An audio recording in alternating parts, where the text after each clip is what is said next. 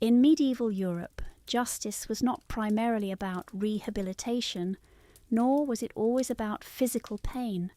It was about visibility. Authorities believed that punishment only worked if it was seen, remembered, and feared. The goal was not simply to punish the criminal, but to warn everyone else watching. This belief gave rise to some of the most bizarre and psychologically brutal punishments of the medieval world, punishments where the body was not necessarily destroyed, but dignity was. Public humiliation was not a side effect of medieval justice, it was the point. Medieval towns were tight communities.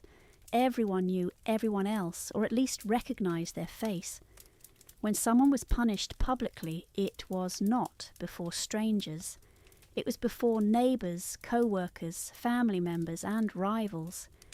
This meant that humiliation could last far longer than the punishment itself. Long after the sentence ended, the memory followed the offender everywhere they went. One of the most iconic tools of public humiliation was the pillory. The pillory was a wooden frame, usually mounted on a raised platform in the town square, with holes for the head and hands. Once locked into place, the offender was immobilized and completely exposed. They could not shield their face. They could not turn away. They could not defend themselves. Their crime was often written on a sign and hung around their neck so that every passerby knew exactly why they were there.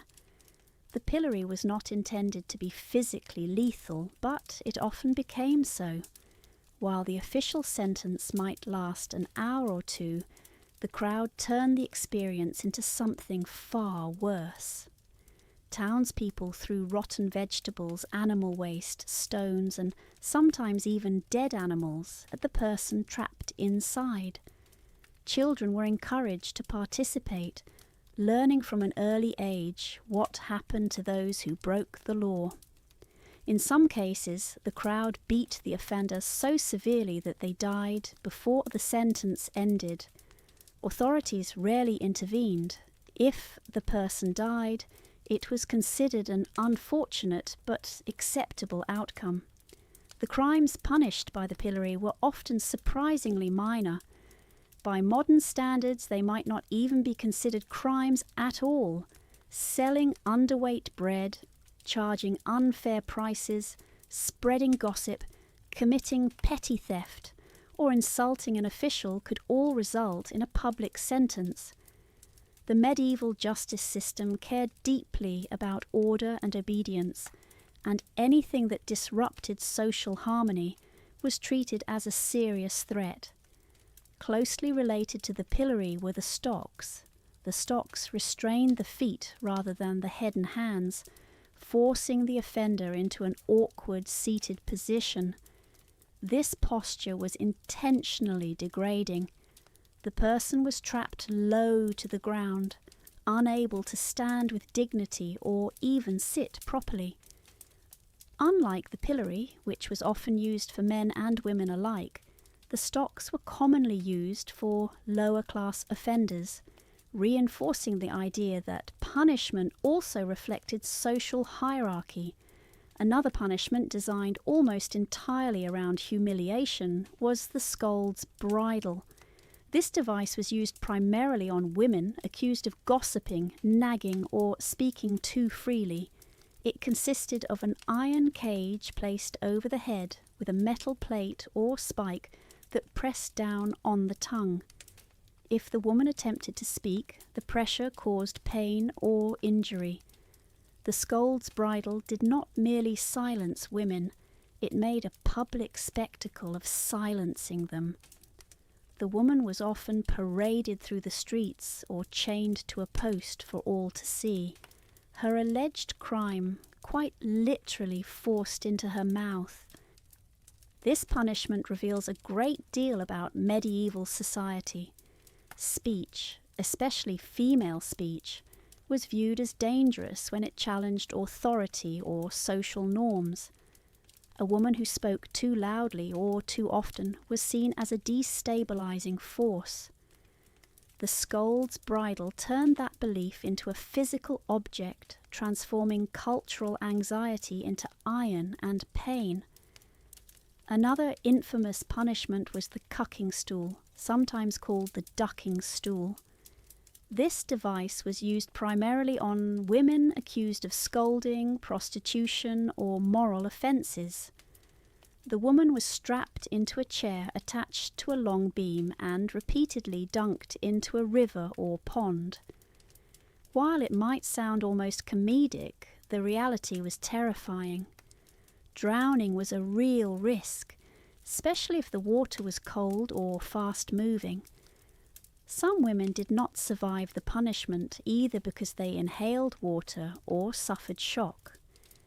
The location of the cucking stool was deliberate. It was almost always placed in a public space, often near bridges or marketplaces.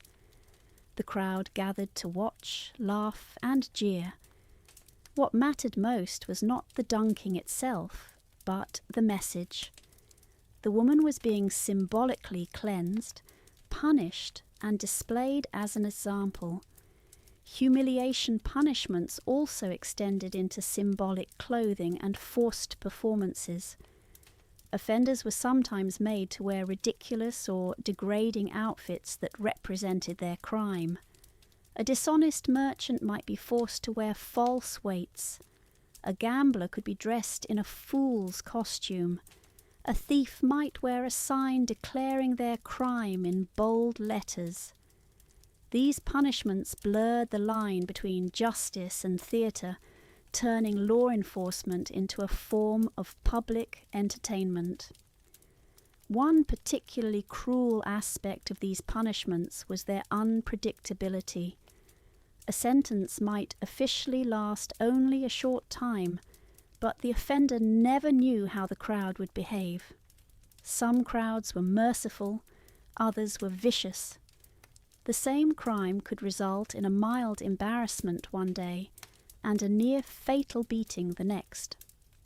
This uncertainty added an extra layer of fear, ensuring that even the thought of punishment was enough to deter wrongdoing. Public shaming also extended to religious punishment. In church courts, sinners were sometimes forced to perform public penance. This might involve standing barefoot in the cold, wearing sackcloth, or confessing sins aloud before the congregation. While not physically violent, these acts were emotionally devastating in a society where reputation and spiritual standing were deeply intertwined. Medieval authorities believed that shame had a cleansing effect. By exposing wrongdoing to the community, they believed the offender would feel remorse and be reintegrated into society. This belief was rooted in the idea that identity was communal rather than individual. To be shamed publicly was to have one's place in the community temporarily stripped away. However, this idealized version of public punishment often failed. In reality, humiliation could permanently destroy a person's reputation. Many who endured public punishment found themselves unable to find work, housing, or social acceptance afterward. Some turned to crime again, not because they were inherently criminal, but because society left them no other options. Children growing up in medieval towns witnessed these punishments regularly. They learned early that justice was loud, visible, and unforgiving. This shaped how people understood authority and obedience. Fear was not just a byproduct of the system, it was the foundation. What makes these punishments particularly disturbing is how ordinary they were. They were not reserved for extreme criminals. They were part of daily life. The pillory stood permanently in town squares, ready to be used at a moment's notice. It was a constant reminder that the law was always watching, and that humiliation awaited those who stepped out of line. public humiliation as punishment reveals a medieval worldview that valued order over compassion and visibility over fairness. It was believed that society could only function if wrongdoing was exposed and punished openly. Yet this belief often turned neighbours into executioners and justice into spectacle. As we move forward through medieval punishments, the methods will become more physically violent, more grotesque, and more deadly. But it is important to remember that for many people, humiliation was worse than pain. To be stripped of dignity before one's entire community was a punishment that lingered long after the wooden restraints were unlocked. In the next segment, we will move beyond humiliation and explore punishments that permanently marked the body itself, where justice left scars meant to be read for a lifetime. In medieval society, justice did not always end when the sentence was completed. Very often, punishment was designed to follow a person for the rest of their life. Authorities believed that a criminal body could be transformed into a living warning, a walking lesson to everyone who saw it.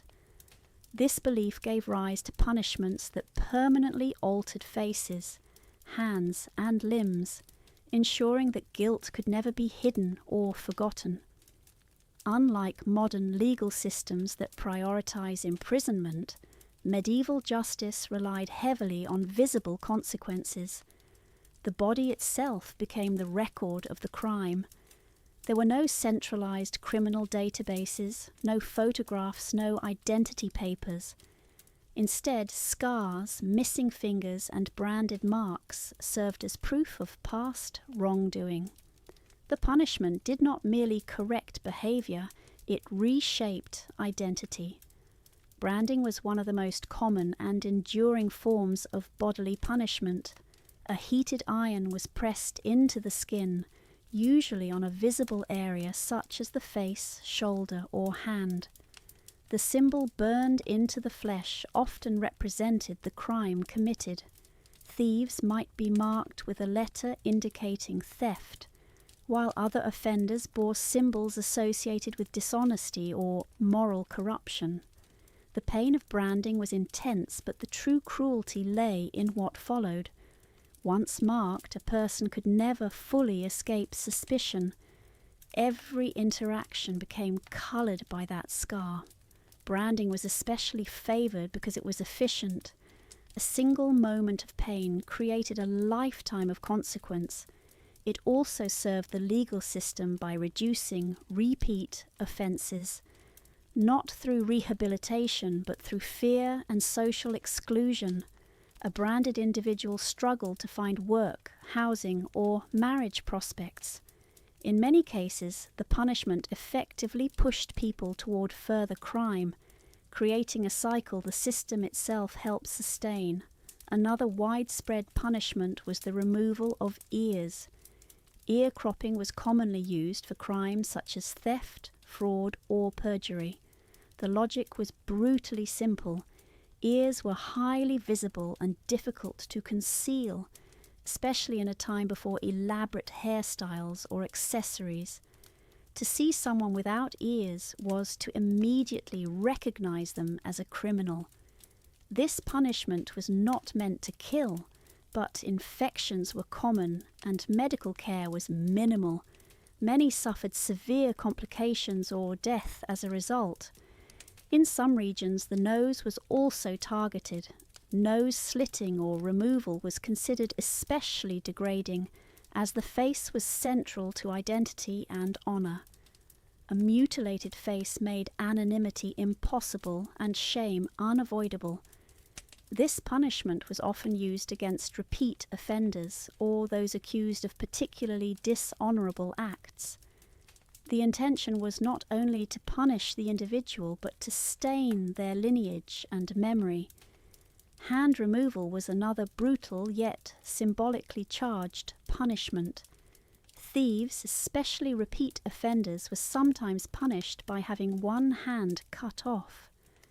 The logic was both literal and symbolic. The hand that stole would steal no more. The sight of a missing hand instantly communicated guilt to anyone who saw it. This punishment was irreversible and deeply disabling, especially in a society dependent on manual labour. Execution of such punishments was often carried out publicly. The act of mutilation itself became part of the spectacle. The crowd watched as justice was physically inscribed onto the body. This reinforced the idea that law was not abstract. It was something that could reach into flesh and bone. Facial disfigurement extended beyond removal of features. Some punishments involved slashing the cheeks or carving marks into the skin. These scars acted as permanent identifiers. Even if the person moved to another town, their past travelled with them. The body became a document that could not be destroyed. One of the most disturbing aspects of bodily punishment was its uneven application. Social status mattered immensely. Nobles were far less likely to suffer mutilation for crimes that would permanently disfigure a peasant. The same offence could result in a fine for one person and lifelong scarring for another. This reinforced existing class divisions and reminded everyone that justice was not equal. Women were also subjected to bodily punishment, though often in gendered ways. While men were more likely to lose limbs, women accused of moral crimes might face facial disfigurement or branding in places meant to mark them as sexually or socially deviant. These punishments were designed to destroy marriage prospects and social standing, effectively sentencing women to lifelong marginalization. The medieval belief behind these punishments was deeply rooted in symbolism. The crime was reflected in the punishment. A liar might lose the tongue, a thief might lose the hand. A gossip might be marked on the face. The body was treated as an extension of the crime itself, something to be corrected through damage. Medical understanding at the time was extremely limited. Survival was not guaranteed. Wounds were rarely cleaned properly. Infections spread quickly. Gangrene was common. Many who survived the punishment died days or weeks later from complications.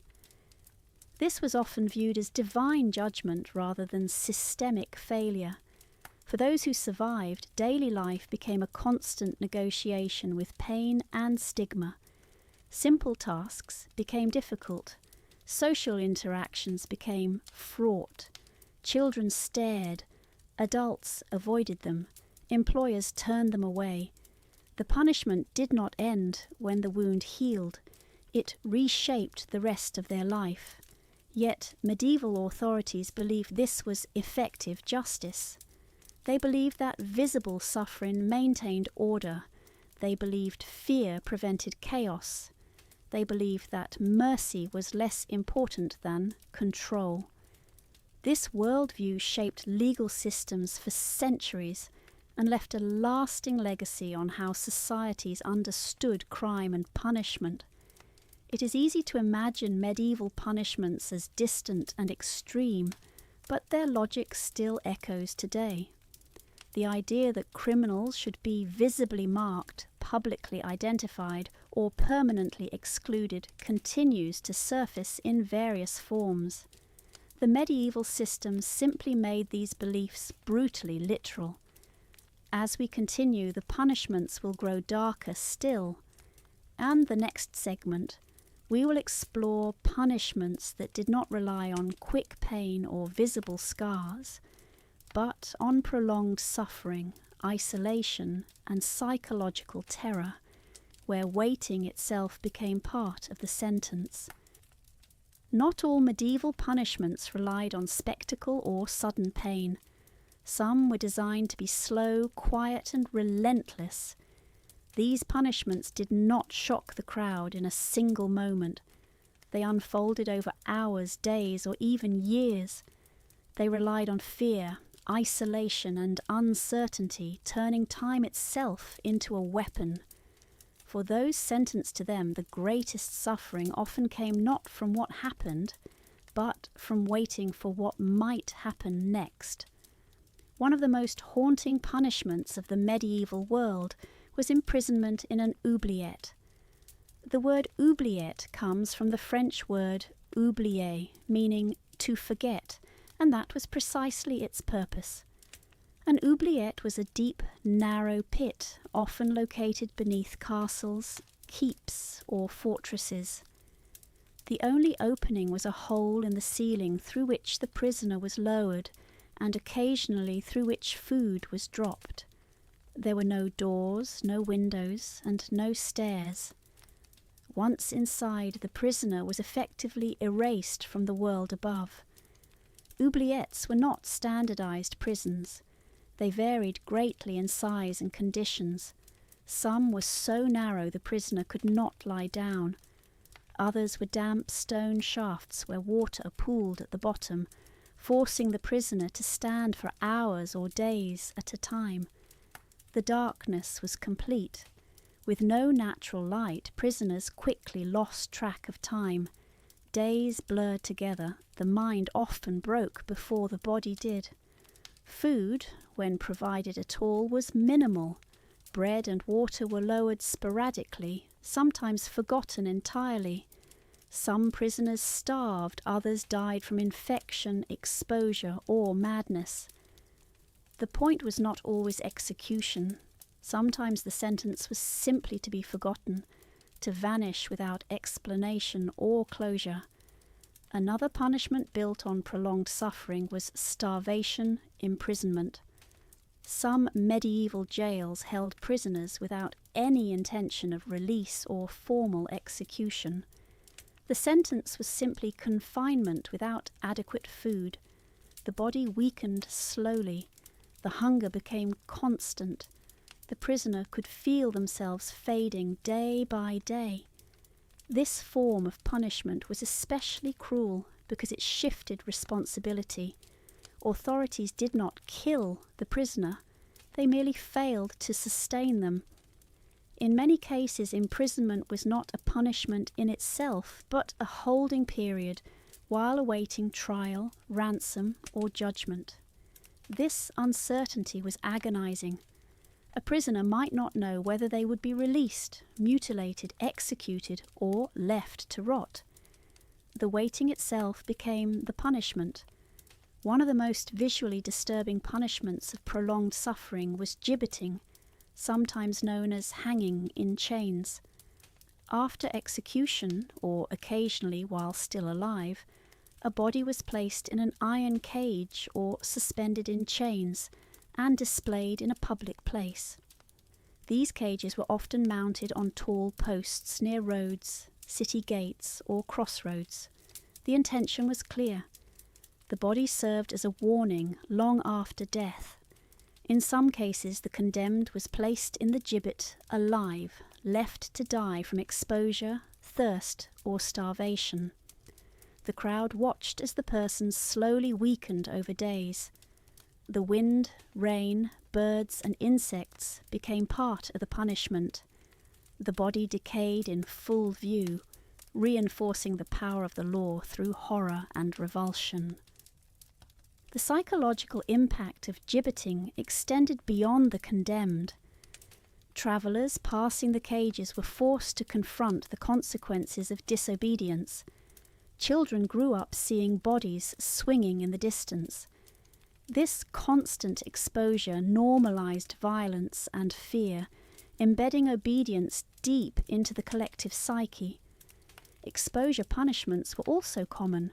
Offenders might be tied to posts, gates, or walls and left outside for extended periods. This was especially dangerous in winter or during storms. Hypothermia, dehydration, and exhaustion took their toll. The punishment relied on nature itself to do the damage, allowing authorities to claim they were not directly responsible for any resulting deaths. Another deeply disturbing practice involved forced isolation. Monastic confinement, for example, could be used as punishment for clergy or nobles. Unlike typical imprisonment, this involved total silence and solitude. The individual was cut off from human contact, sometimes for years. The belief was that isolation would encourage repentance. In reality, it often caused severe psychological distress. Solitary confinement in medieval conditions was profoundly different from modern isolation. There were no books, no writing materials, no structured routines.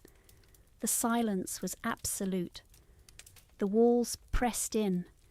Many prisoners reported hallucinations, paranoia, and loss of identity. The mind, deprived of stimulation, turned inward and consumed itself. Public fear was also cultivated through uncertainty in sentencing. Some punishments were deliberately vague. A prisoner might be told they would be punished at the Lord's pleasure, with no further explanation. This meant days or weeks of anticipation, imagining every possible outcome. The lack of certainty amplified fear more effectively than any physical blow.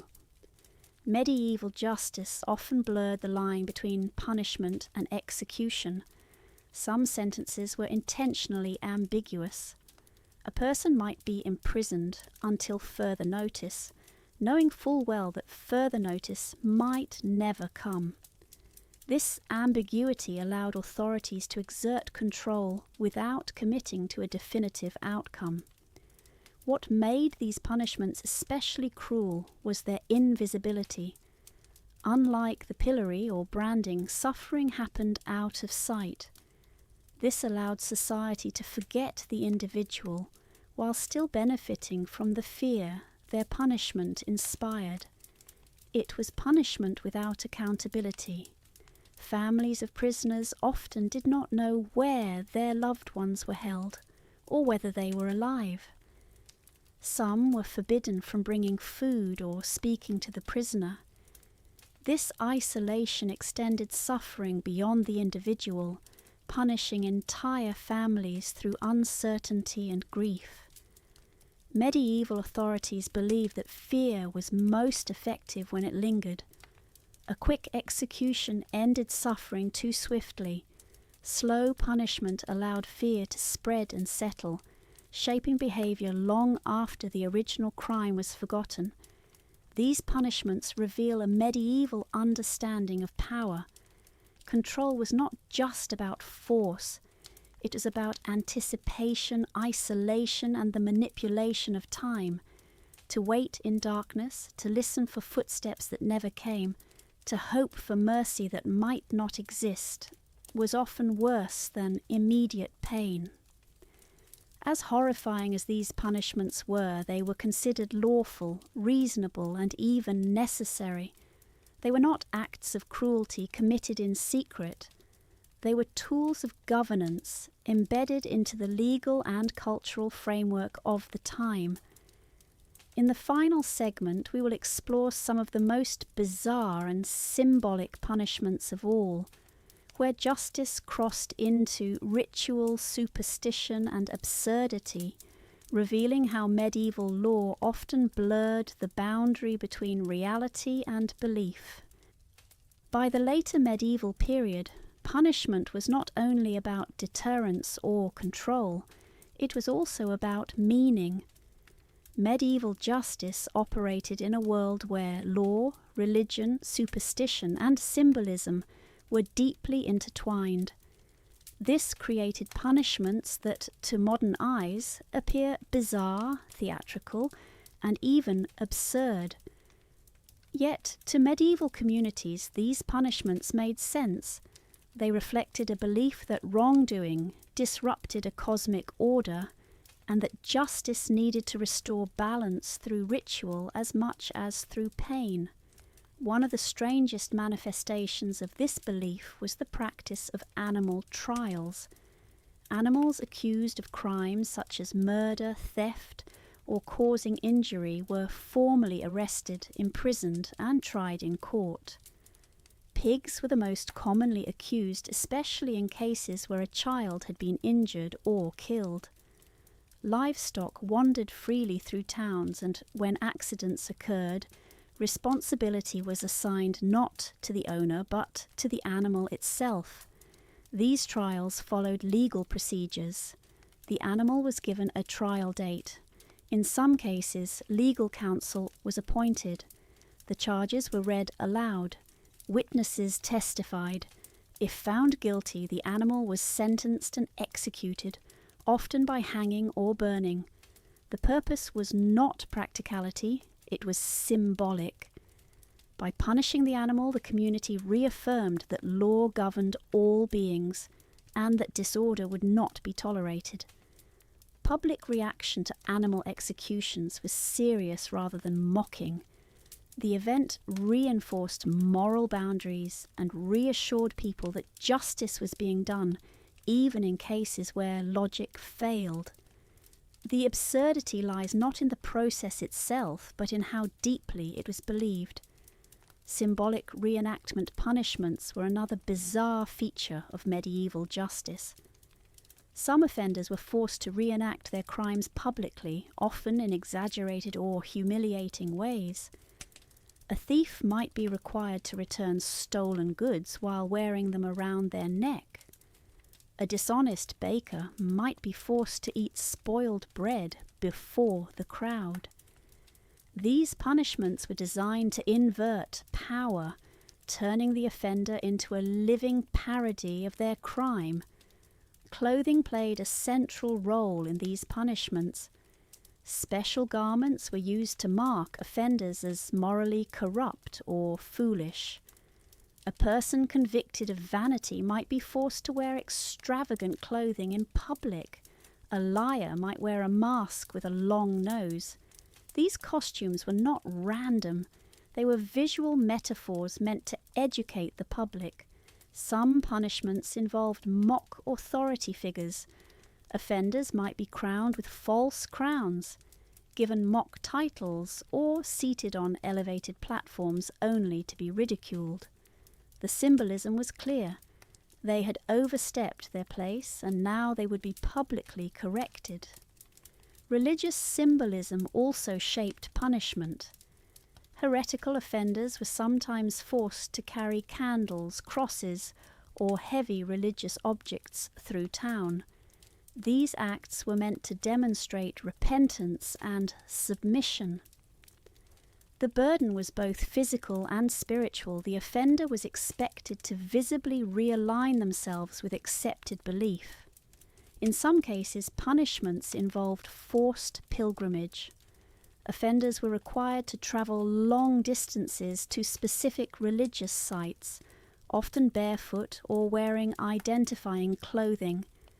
This punishment combined hardship, time, and visibility. It also removed the offender from the community temporarily, reinforcing social order while allowing for the possibility of redemption. Medieval law also embraced poetic justice. Punishments were crafted to reflect the nature of the crime in symbolic ways. A corrupt official might be forced to stand in the same place where they abused their power. A dishonest merchant might have their goods publicly destroyed. The punishment told a story, one the community was meant to understand and remember. Some punishments bordered on ritual humiliation disguised as justice. Offenders were paraded on carts, backward-facing donkeys, or platforms while crowds laughed and jeered. This inversion of normal posture signaled social reversal. The offender had fallen from their rightful place. What makes these punishments especially strange is how earnestly they were applied. They were not jokes. They were considered essential tools for maintaining moral and social balance. The spectacle mattered as much as the outcome. The blending of superstition into punishment extended to beliefs about divine judgment. Some sentences were intentionally designed to allow God to intervene. Trial by ordeal, though declining by the later medieval period, still influenced thinking. The idea that innocence or guilt could be revealed through survival persisted in cultural memory.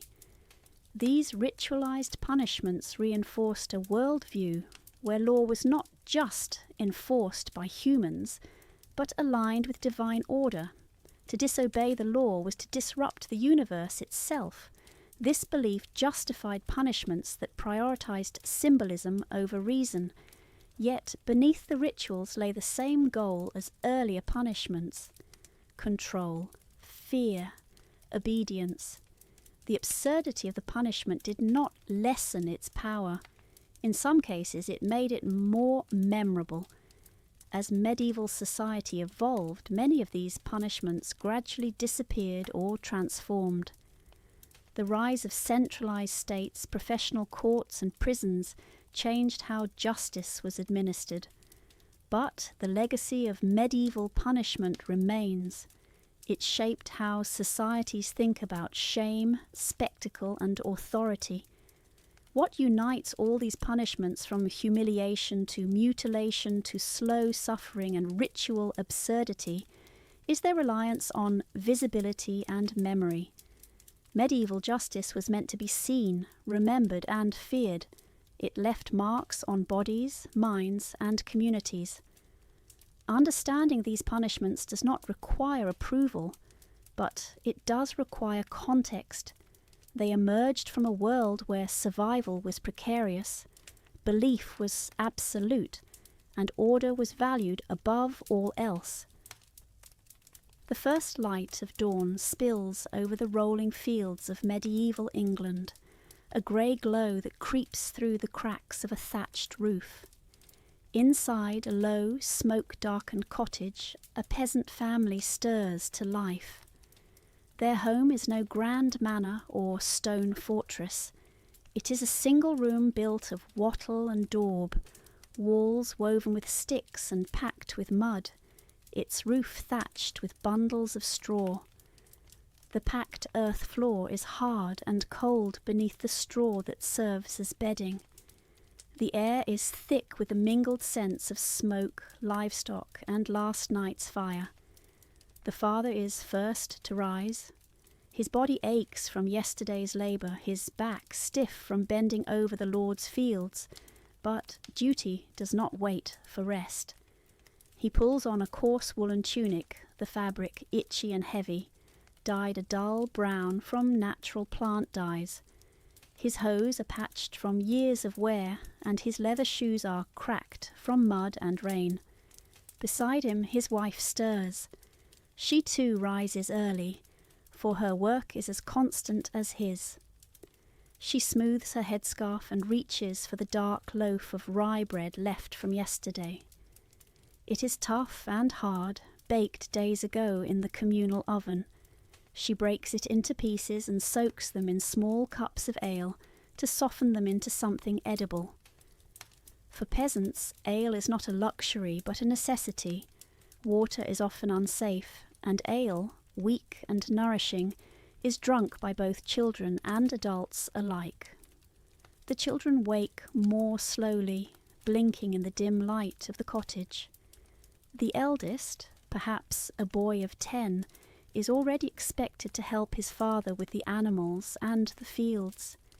His younger sister, maybe 8, will follow her mother's lead, tending to the garden and helping with chores. The littlest ones, too young to work, cling to their mother's skirts or play in the dirt outside the cottage, their laughter carrying on the morning air. Childhood is short for a medieval peasant. By the age of 7, most are already helping with hard labour.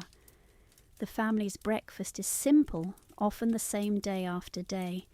A porridge of oats, if they have them, or pottage.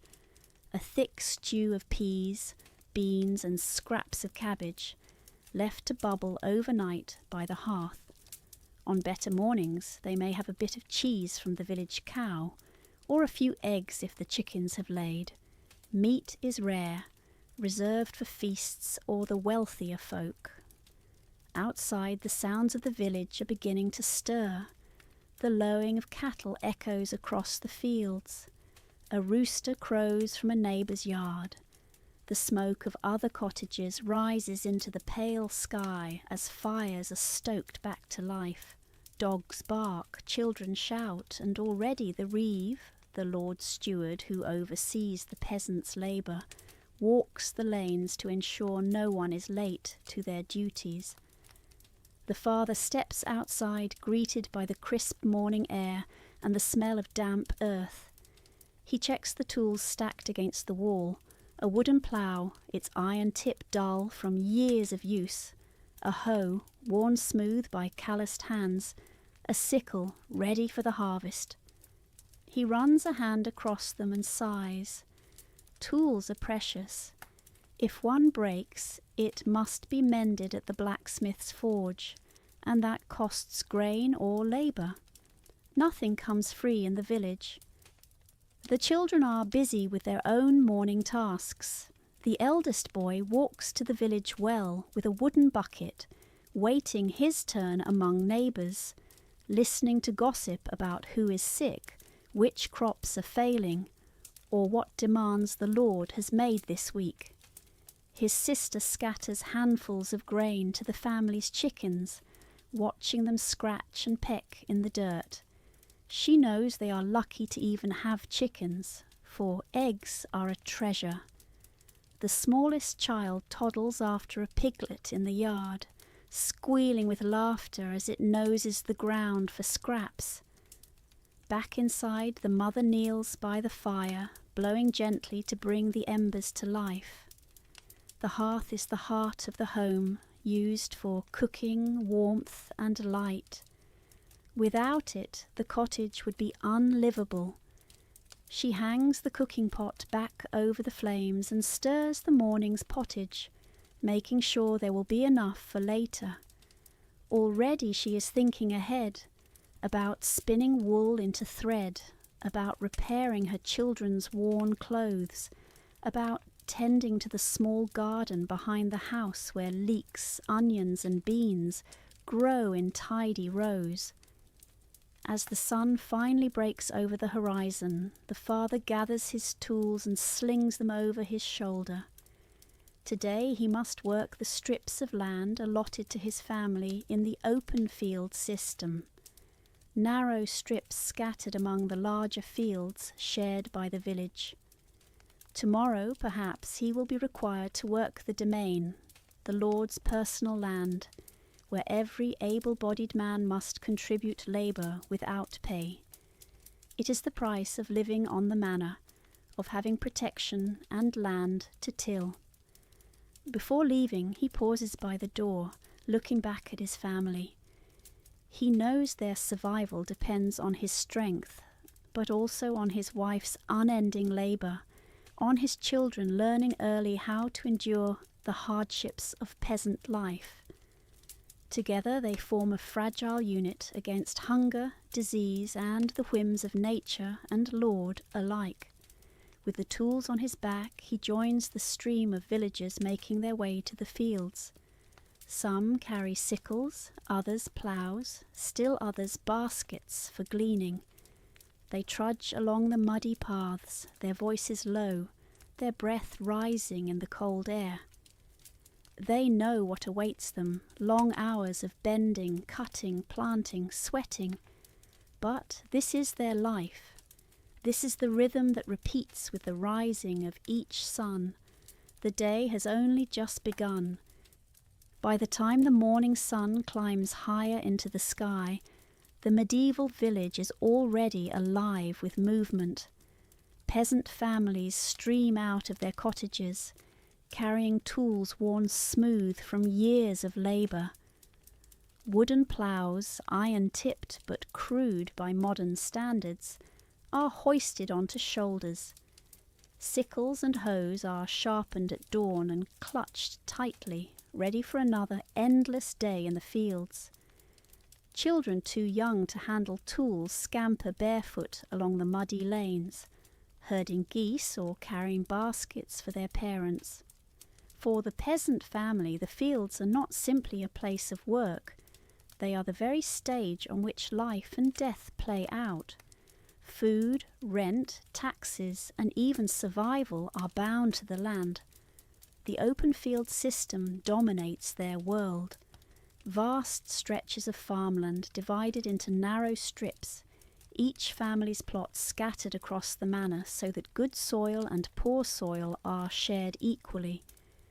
No peasant owns their land outright. It belongs to the lord of the manor. What they have is a tenuous right to farm, passed down through custom, always subject to the lord's will. The father joins his neighbours at the edge of one of these fields. Together they harness a pair of oxen to the heavy wooden plough. Oxen are slow, stubborn animals, but without them, turning the heavy clay soil would be impossible. Few families can afford oxen alone, so they pool their resources, sharing the beasts between strips. Cooperation is not a choice, but a necessity. One family cannot survive without the others. The ploughing begins, the wooden blade cutting deep furrows into the soil. The father grips the handles tightly, leaning his full weight against them as the oxen lumber forward. Each step is back-breaking work. The soil is heavy and clumped, full of stones that must be pulled out by hand. Sweat runs down his face, even in the chill of morning. The work is relentless, his muscles screaming, yet he dares not falter. Every inch of ploughed land is a promise of food for winter, or the threat of famine if left undone. Beside him, his wife and the older children follow, scattering seeds into the newly cut furrows. They walk with practiced rhythm. Step, scatter, cover. Step, scatter, cover. The children, still learning, sometimes drop too many seeds in one spot or too few in another, but every kernel matters. Grain is both food and currency. Much of it will never even make it into their mouths. Rent to the Lord, tithes to the church, fees to the miller who grinds it into flour. What remains will be carefully hoarded, baked into dark loaves of bread that form the family's daily meal. The fields hum with the sounds of labour. Men grunt as they push ploughs. Women bend low, their backs aching, to pull weeds or gather stones. Children chase away birds that swoop down to steal seed. Dogs bark, oxen snort, and the steady rhythm of work stretches on without pause. Overseeing it all, the reeve, the Lord's steward, walks the boundaries of the fields. He watches with sharp eyes to ensure no peasant shirks their duty, that no corner of the Lord's domain is neglected. The peasants keep their heads down when he passes. His word carries weight, and his report to the Lord could mean fines, punishment, or worse. At times the peasants are required to leave their own strips and work the domain, the portion of land kept for the Lord's profit. On those days they labour without reward, their effort feeding not their families, but the manor house. The resentment simmers quietly, but there is no rebellion here. To defy the system is to risk everything, home, livelihood, even life. The law favours the Lord, and the peasants know it. By mid-morning the sun beats hot upon their backs. They pause briefly, gathering under the shade of a hedgerow. From small cloth bundles they take their midday meal. Coarse rye bread, perhaps a chunk of cheese if they are fortunate, and a little salted herring or a strip of bacon left over from last autumn's slaughter. Everything is washed down with weak ale, safer than water and filling enough to keep them moving. There is little conversation at first, only the sound of chewing and the rustle of wind through the grain. Yet, even in toil, there is room for laughter. A farmer tells a bawdy joke that makes the women cover their mouths. trying not to laugh too loudly. Children play nearby, their bare feet black with dirt, chasing butterflies or throwing stones at a crow, bold enough to linger. For a brief moment, the weight of duty lifts, and the peasants remember that they are human, not only labourers bound to the soil, but the break is short. Soon the father is back at the plough, hands blistered and raw. The mother bends once again to weed the garden plot, her skirts stained with mud. The children, their stomachs only half full, chase birds away from the precious seeds. The afternoon stretches long, the hours blurring into one another. As the seasons change, so too does the work. In spring, ploughing and sowing dominate the days. In summer, peasants weed and tend their crops, repairing fences, gathering hay, and ensuring the animals are fed. Autumn brings the harvest, the most grueling and critical time of all. From dawn to dusk, the entire village labours to cut the grain with sickles, bind it into sheaves, and cart it to the Lord's granary. Failure is not an option. Winter depends on the success of these frantic weeks. The father knows hunger all too well. He remembers lean years when the harvest failed, when blight struck the wheat or when storms flattened the barley. Those winters were marked by hunger so sharp it gnawed at the belly, day and night. In such times families boiled weeds and acorns into bitter stews, and children went to bed crying from hunger. Such memories drive him now, each swing of the plough a battle against starvation. Throughout it all, the peasants' lives are tied to rhythms they cannot control. The weather decides their fate.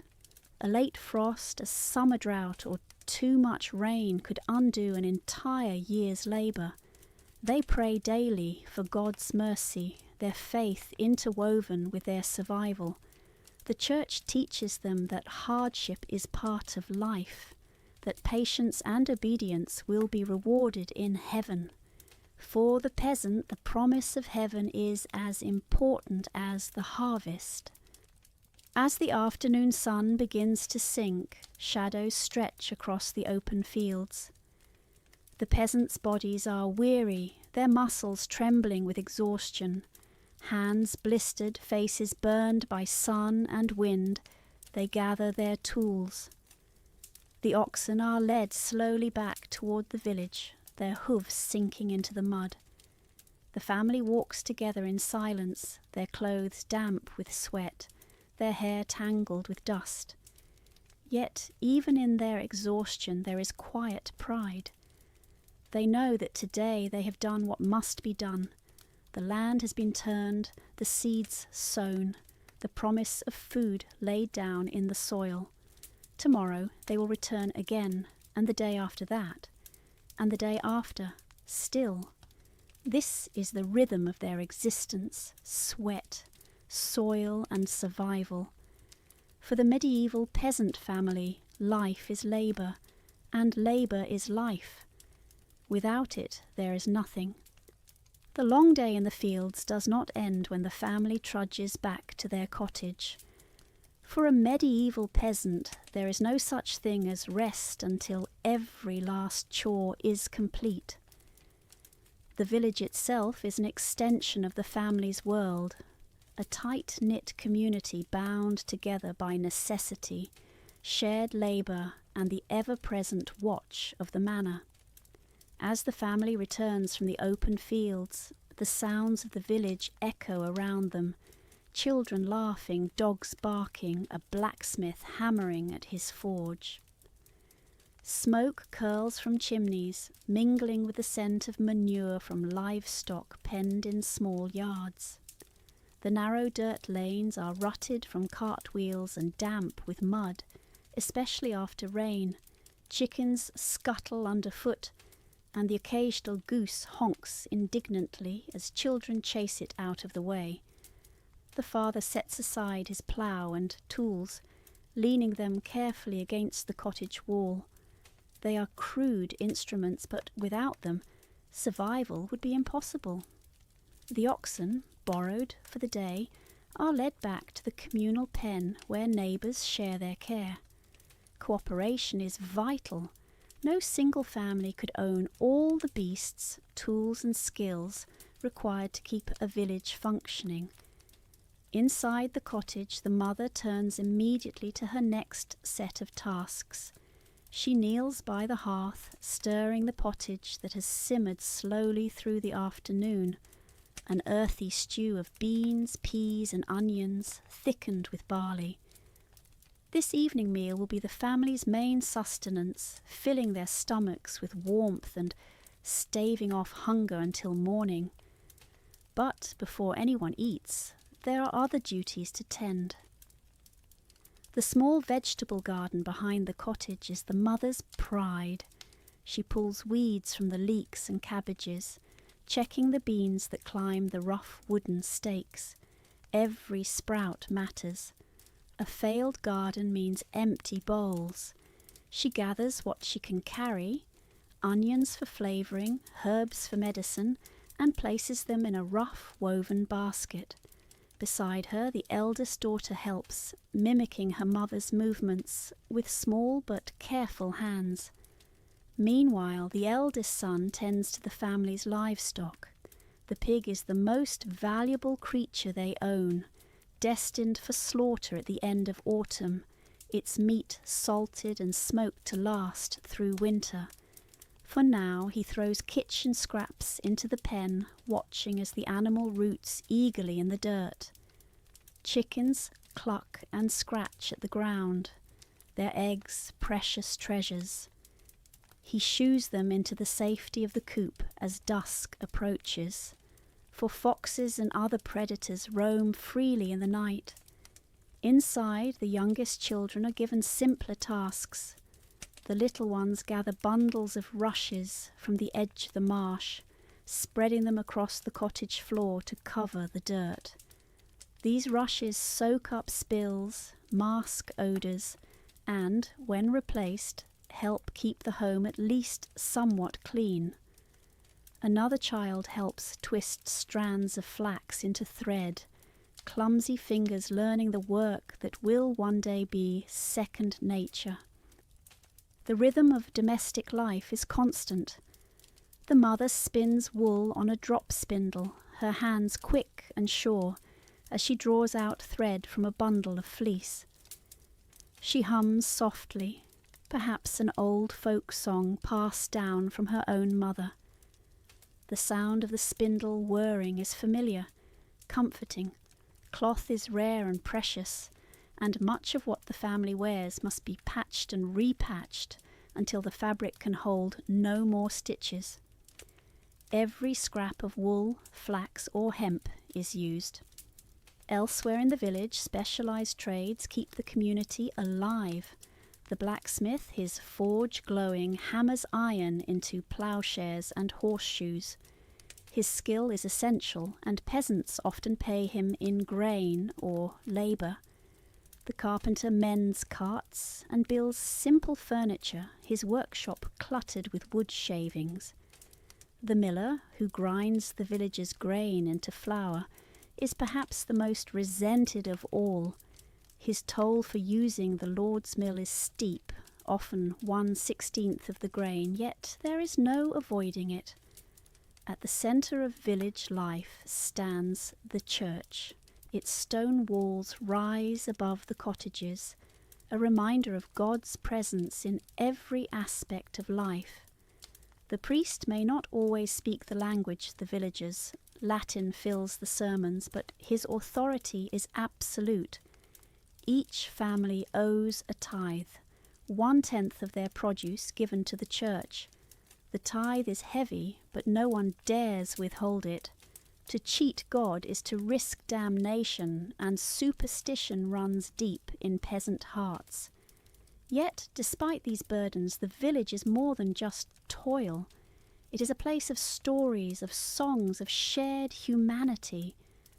After the day's work is finished, neighbours gather around the communal oven to bake their loaves of bread. The oven, owned by the Lord, requires a fee, but it is also a place of gossip and laughter. Women exchange news of births and illnesses. Men talk about the condition of the fields or grumble about the reeve's demands. Children play tag in the lanes, their laughter echoing long after the sun has set. Festivals bring moments of joy and relief. On holy days, work in the fields halts, and the village gathers for Mass, followed by feasting and merriment. May Day brings dancing around the maypole, while harvest celebrations are marked with music, ale, and roasted meats shared among neighbours. For a people whose lives are marked by endless labour, these festivals are precious, a reminder of joy amidst hardship. Evenings in the cottage are filled with small acts of community. Neighbours may drop by, bringing ale brewed in their own homes to share stories by the fire. Children beg for tales of saints and heroes, or frightening stories of spirits that haunt the woods. Storytelling is as important as bread, binding the community together with shared imagination. Still, life is fragile. The shadow of disease always looms. A cough might turn to fever, a small cut to infection. Few peasants live past their 40s, and many children die before reaching adulthood. The village priest offers prayers and blessings, but cures are rare, and fear of illness runs deep. The family knows that one bad harvest, one plague, could reduce the village to hunger and despair. As night falls, chores slow but never cease. The father sits by the fire, carving a wooden handle for a tool, his knife glinting in the flickering light. The mother mends a torn sleeve, her eyes straining in the dim glow of a rushlight. The children drowse nearby, full bellies making them heavy-eyed, their laughter fading into yawns. Outside, the village quiets, save for the lowing of cattle and the rustle of wind in the thatch. The peasant family has worked from dawn until dusk, their day filled with labour, but also with moments of togetherness. Though their lives are ruled by hardship and duty, their bonds with one another and their neighbours sustain them. Community is their shield against loneliness, their source of strength, and their only safety in a world that offers little else. For in the end, survival in a medieval village is not the work of one, but of all. Each family depends on the others.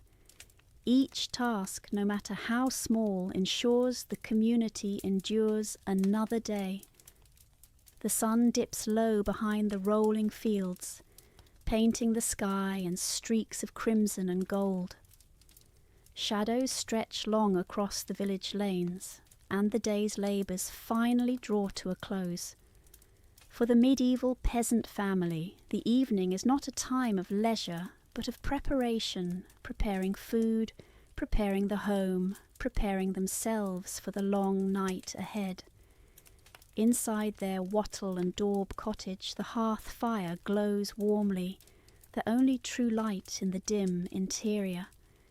Smoke curls lazily toward the thatched roof, seeping out through cracks in the walls. The mother stirs the evening meal, a bubbling pot of pottage, thick with beans, barley, and a few scraps of cabbage and onion pulled from the garden. If the family is lucky, the stew is flavoured with a sliver of salted pork or a splash of milk. But meat is rare, reserved mostly for holidays or when an animal is slaughtered for winter storage. Tonight, as on most nights, it is simple, humble fare. The children sit close to the fire, their eyes heavy with weariness, but their curiosity still alive. They chatter softly, recounting the day's adventures, how they chased crows from the fields, or how the neighbour's goose managed to bite one of them on the hand. Their laughter fills the small cottage, reminding the parents that even in hardship, joy persists. When the meal is ready, the family gathers around the pot. There are no fine plates, only wooden bowls and spoons carved by hand. Bread, dark and dense from rye flour, is torn into pieces and dipped into the stew. Each family member eats quickly, silently, grateful for the warmth in their bellies. Hunger is a familiar companion, and though tonight's meal may be plain, it is enough to sustain them. After supper, the chores continue. The eldest son is sent outside to ensure the pig is penned and the chickens secured. A fox prowling at night could undo months of care in a single raid. The daughter tidies the cottage, sweeping the floor with a bundle of twigs, scattering fresh rushes to cover the dirt. The youngest children help in small ways, fetching water, fetching kindling, learning early that survival is a shared responsibility. As darkness deepens, the family turns to faith. The father makes the sign of the cross, and the family kneels together on the straw-covered floor. Their prayers are simple but heartfelt. Thanks for the day's labour, pleas for protection through the night, hope for tomorrow's harvest. The Church's teachings permeate every part of their lives. They believe in heaven and hell, in angels and demons, in saints who watch over them and the devil who tempts them. Religion is not only a comfort but a framework for understanding the suffering and uncertainty of their world. Outside, the village is wrapped in darkness. There are no street lamps, only the faint glow of other cottage fires and the pale light of the moon. The night is filled with sounds, the hoot of an owl, the howl of a wolf in the distance, the rustle of creatures in the hedgerows. Superstitions are strong among peasants. They believe spirits haunt the forests, that witches ride on the night wind, that strange lights in the sky are omens of misfortune. Parents warn children not to wander after dark, for both real and imagined dangers lurk beyond the safety of the village. Inside, the cottage is lit only by rushlights, thin reeds dipped in animal fat, burning with a faint, smoky glow. The mother mends clothing by their flickering light, her needle moving with practiced precision despite the dimness. The father carves a handle for a broken hoe, his knife scraping against the wood. These quiet tasks, done at the end of an exhausting day, are vital. Tools must be ready, clothes must be patched, for tomorrow brings labour once again. Eventually the family prepares for sleep. There are no separate bedrooms, no privacy. All lie down together on a large heap of straw covered with rough woolen blankets. The warmth of bodies pressed close is their only shield against the chill of the night. The youngest children nestle between their parents, lulled to sleep by the soft crackle of the fire. The older ones settle at the edges, whispering until drowsiness overtakes them. The father lies awake for a time, staring at the dark beams of the roof above. His mind turns to worries, the condition of the crops, the looming demands of the reeve, the tithe owed to the church. He wonders whether the harvest will be good, whether his children will survive another winter, whether his family will endure plague, famine, or war. These fears are never far from his heart, for in a world so precarious, security is an illusion. Yet alongside the fear is faith and love. He reaches for his wife's hand, rough and calloused like his own. They have little, but they have each other, and the strength of their family is what sustains them. With that thought, his eyes close and sleep claims him. The cottage falls silent, save for the soft breathing of its inhabitants and the occasional crack of the hearth. Outside, the village lies in slumber, each family huddled together in their own humble homes, dreaming of survival, of plenty, of heaven's promise. Tomorrow the sun will rise again, and with it another day of toil. But for now the peasant family rests, cradled in the fragile peace of the night. Picture this. It's the year 1300, and the morning bell rings across the grey stone walls of a medieval hospital. The sky outside is slate-coloured, the air thick with the scent of smoke, tallow, and human sweat.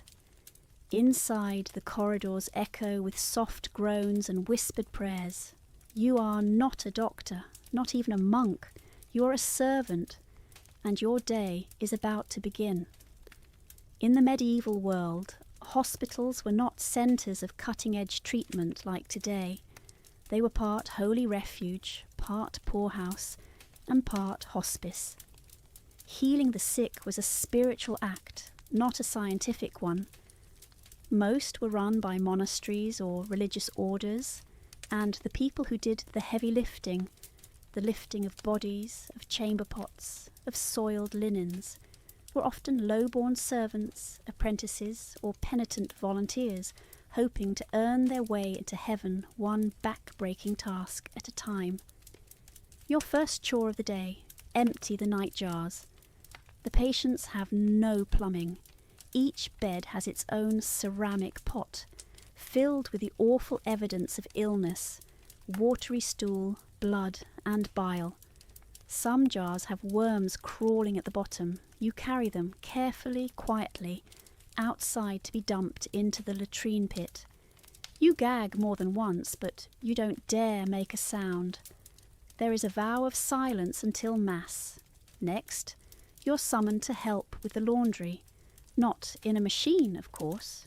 You haul buckets of water from the well over and over, then dump them into giant cauldrons over the fire to boil the infected linens. Some are streaked with blood, others with black crusts from festering buboes. Boiling the cloth is supposed to cleanse it, though you've heard stories of plague passing even through steam. Your hands are cracked and blistered from the lye soap, and your skin always smells faintly of rot. Then comes the feeding hour.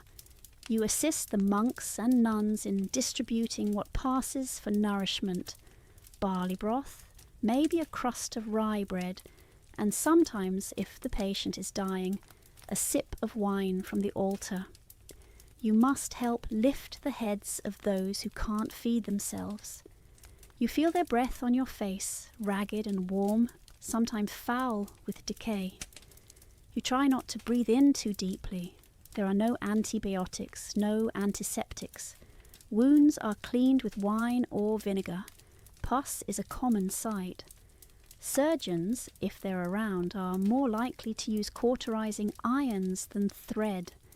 And when it comes to treatments, the hospital relies on leeches, bloodletting, and prayers.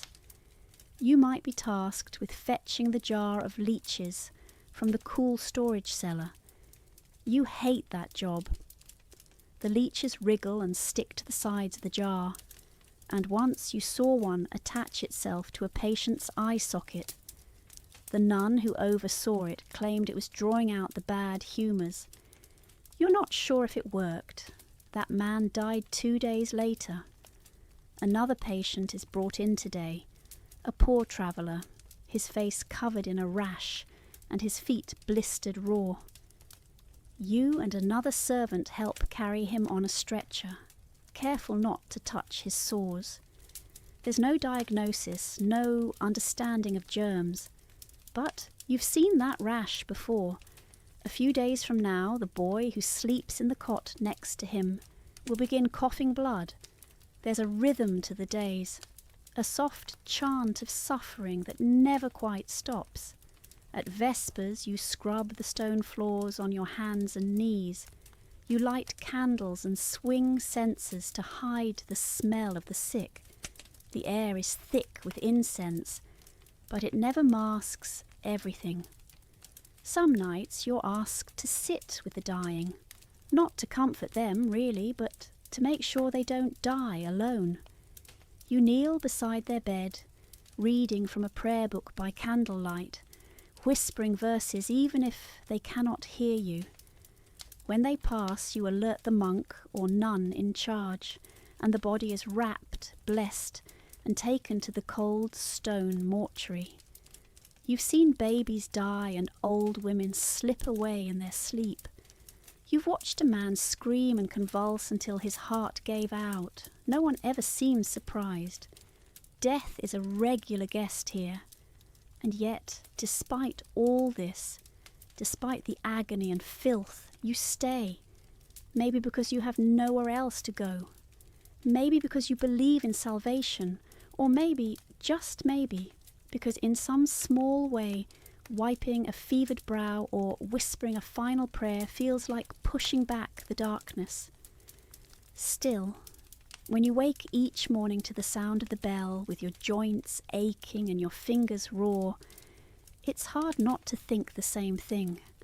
It really, truly sucks to be a hospital servant in 1300 AD. The air in the chapel is still, heavy with incense and candle wax. Outside, peasants murmur prayers and press tokens of cloth or bone against the stone walls. They wait for a glimpse, not of a relic, not of a miracle, but of a woman who bleeds. Her name is Catherine of Siena, or perhaps it's Christina the Astonishing, or maybe even Lidwina of Schiedam.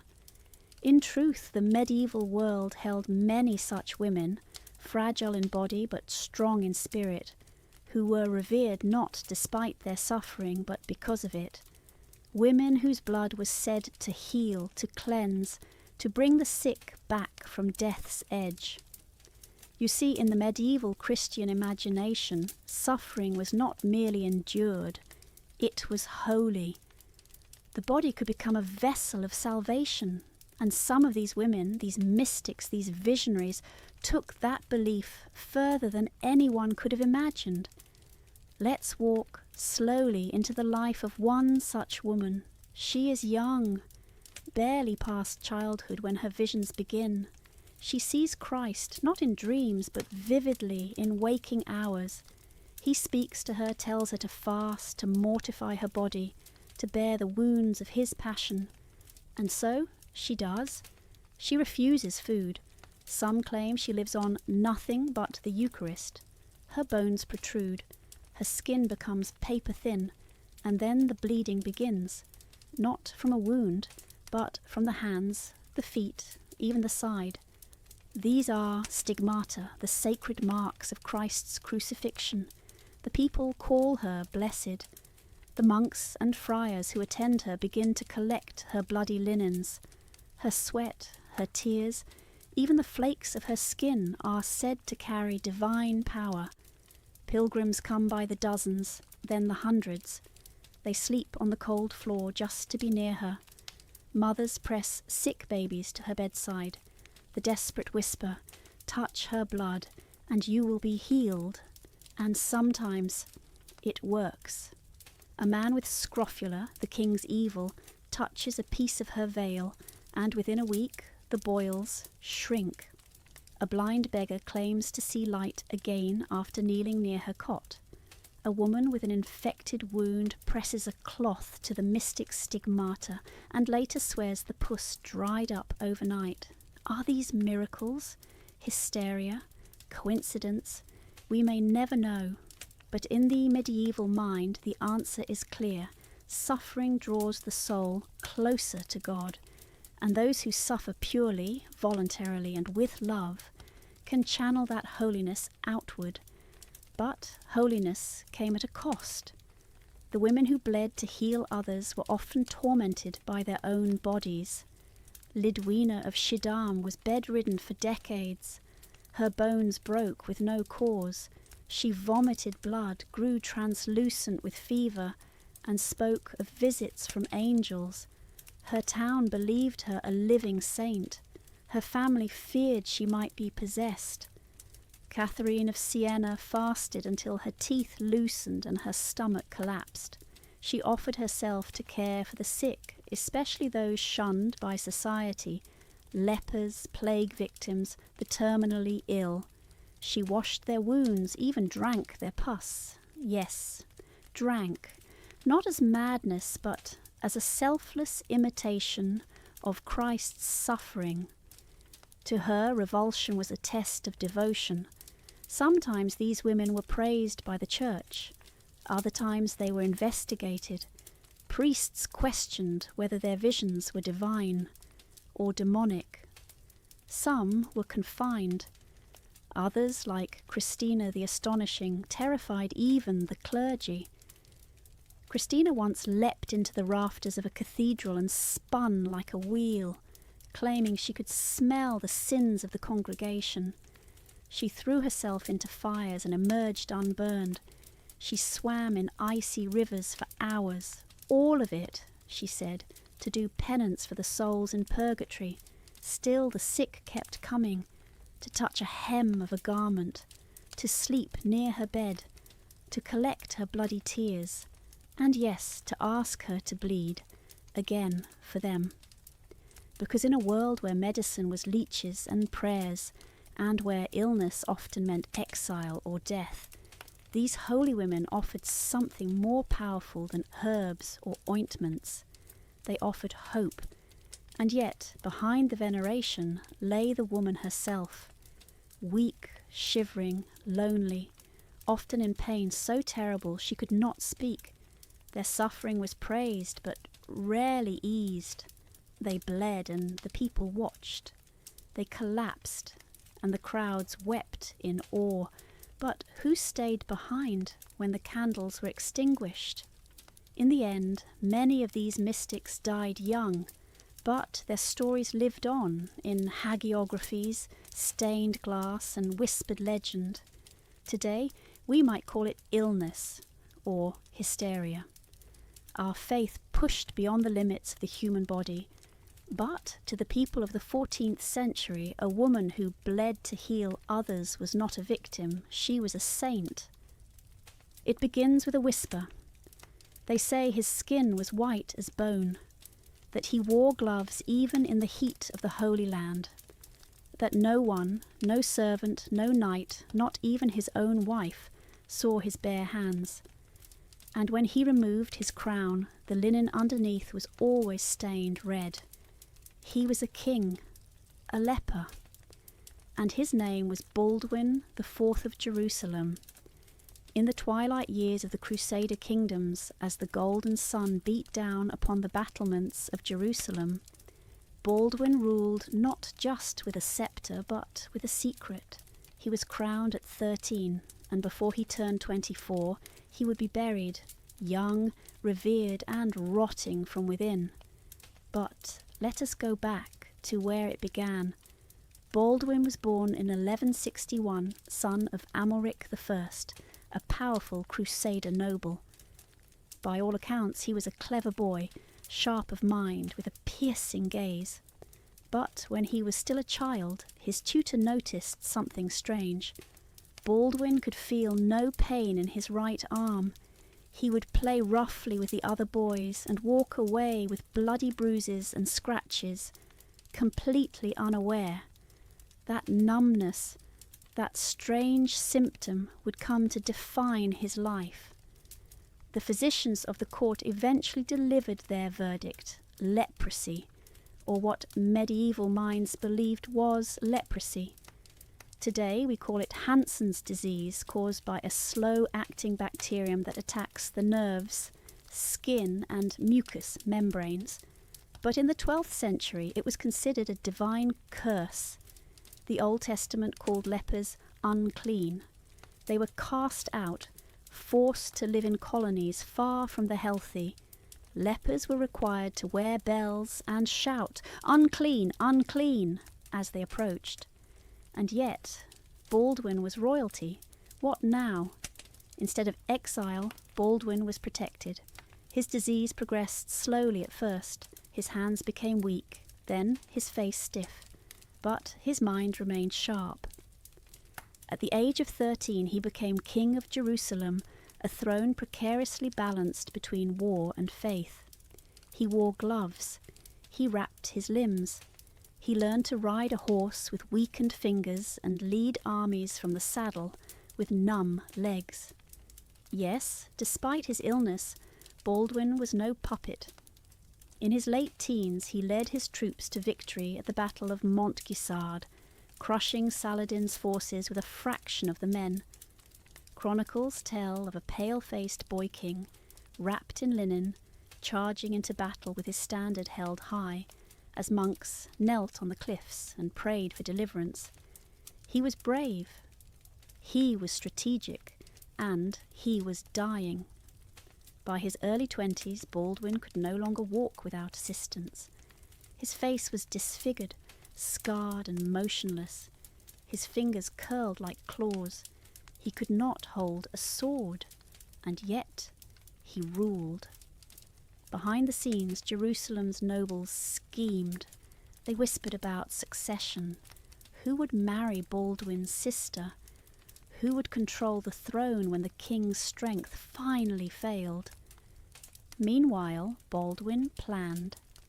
He named successors, dismissed allies who betrayed him, and refused to let his affliction strip him of authority. He would not be pitied, and he would not go quietly. There are strange legends around his final days. Some say he wore a silver mask to hide the decay of his face.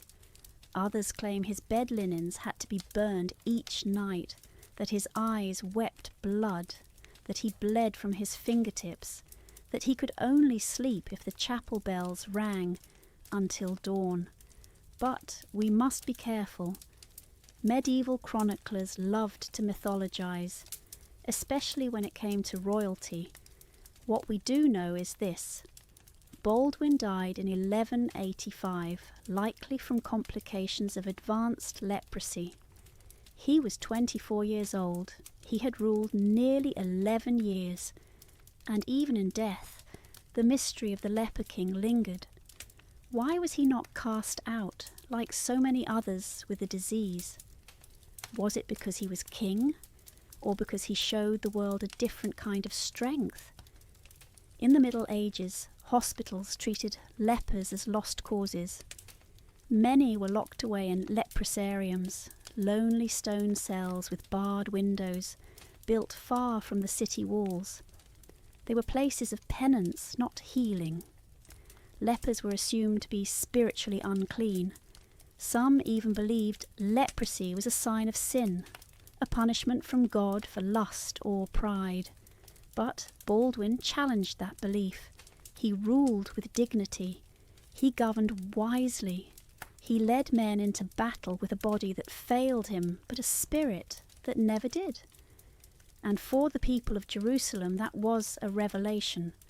Some saw him as a living martyr, others as a symbol of divine endurance. And centuries later, historians still puzzle over him. How did he hide his illness for so long?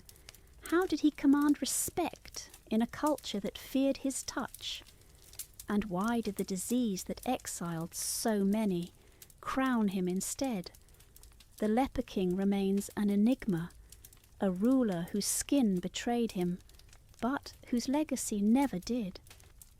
Soft candlelight dances across limestone walls. The scent of lavender, beeswax, and old herbs hangs in the air. A bell tolls in the cloister, echoing through the echoing halls of the abbey, and a hush falls over the infirmary. Here, in this calm, cloistered world, illness is met not with panic or exile, but with a quiet, sacred rhythm of care. This is not a city hospital full of groaning poor. This is not a leper house or battlefield tent. This is an abbey infirmary, and within these walls, healing is an act of faith, charity, and divine order.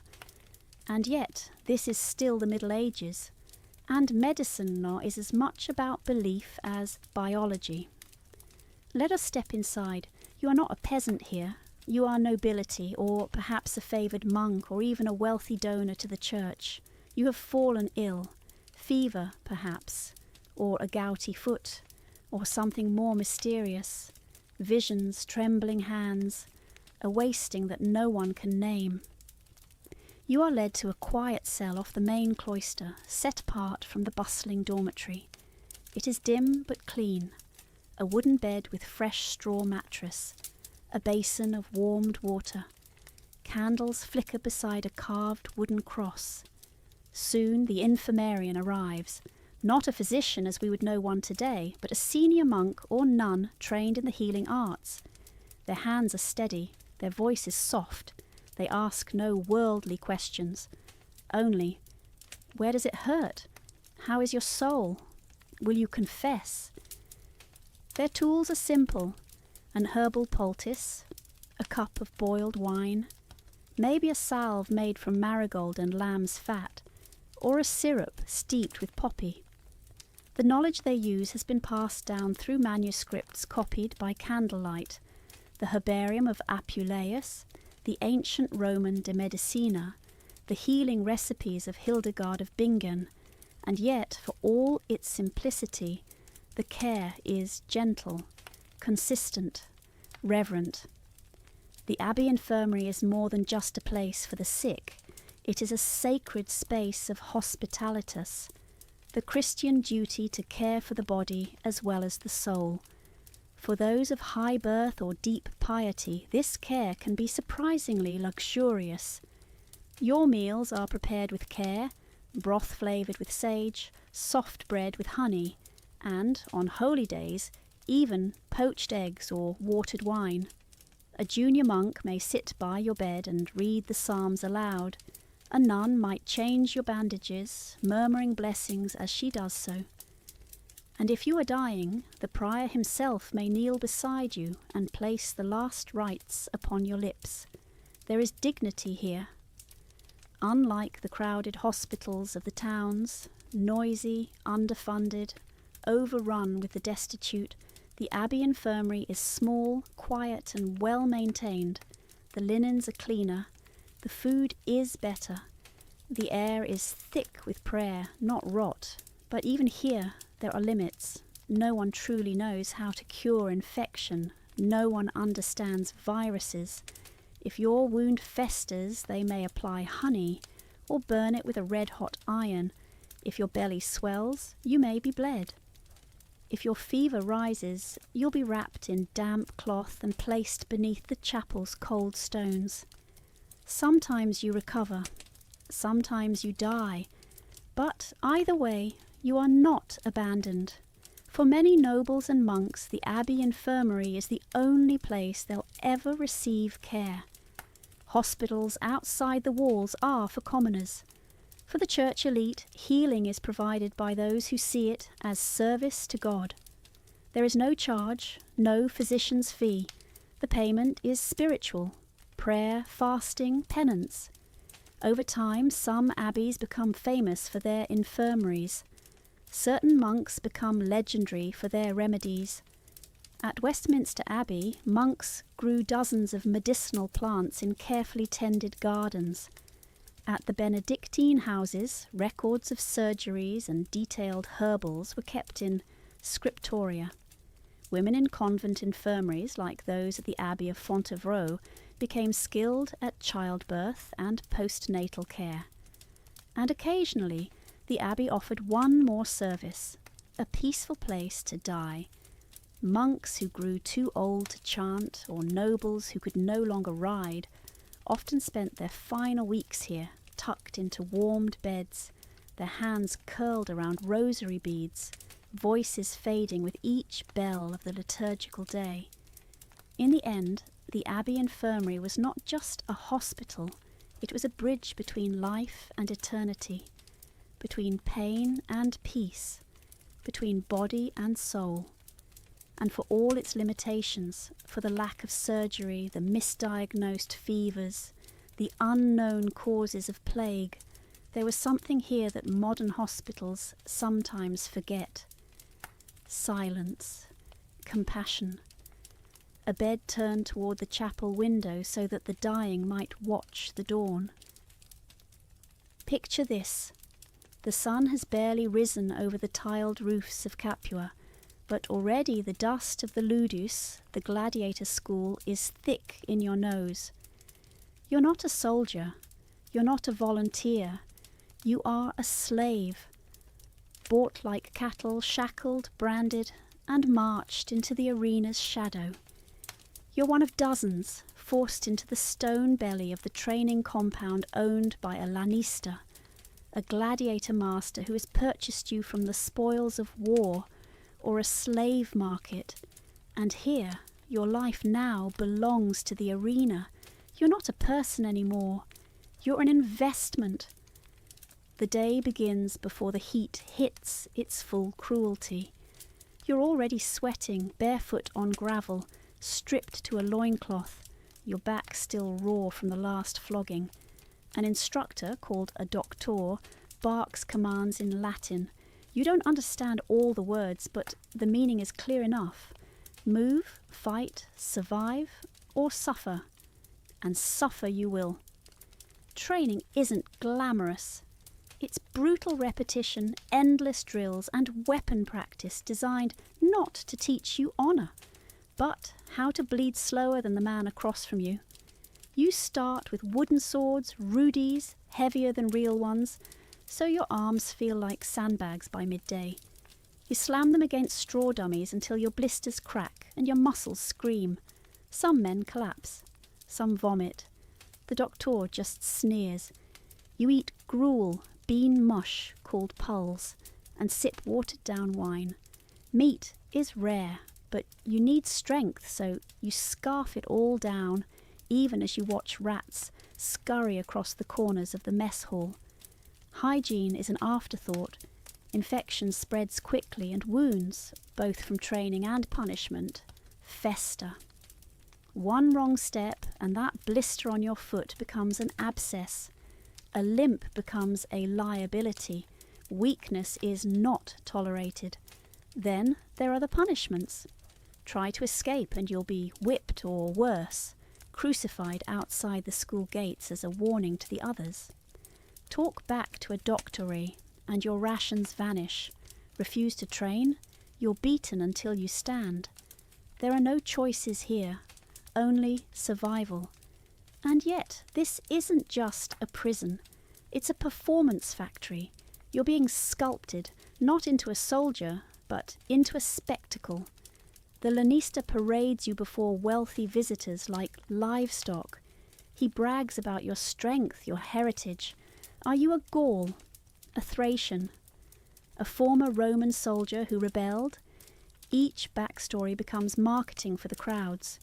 You are assigned a persona, a fighting style, whether it suits you or not. You might be forced to fight as a retiarius with a net and trident, light armour, exposed flesh. Or perhaps a mumio clad in heavy bronze with a gladius and a cumbersome fish-shaped helmet that blocks your vision and steams up with your every breath. You don't choose how you fight.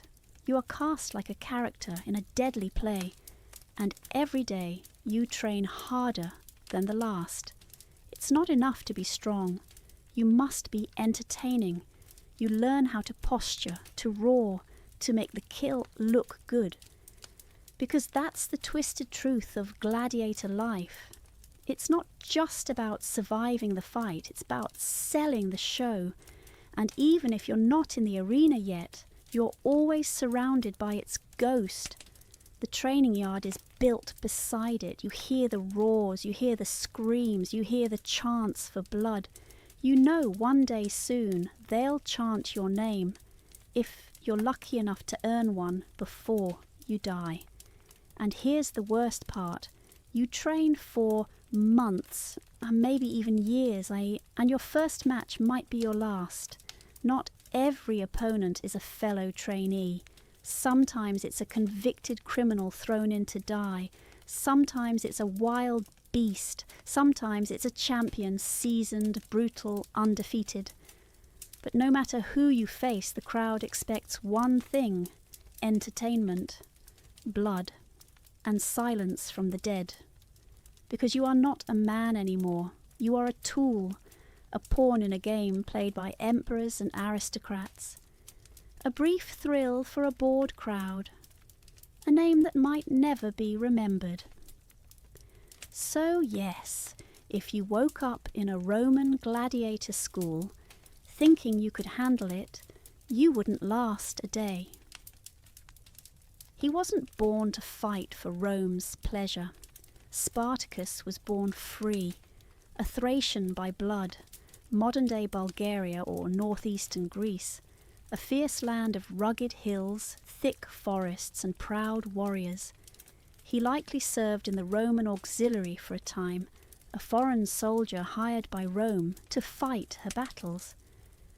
But at some point, whether through desertion, mutiny or bad luck, he was captured, enslaved, and sold into the blood-soaked machine of gladiator life.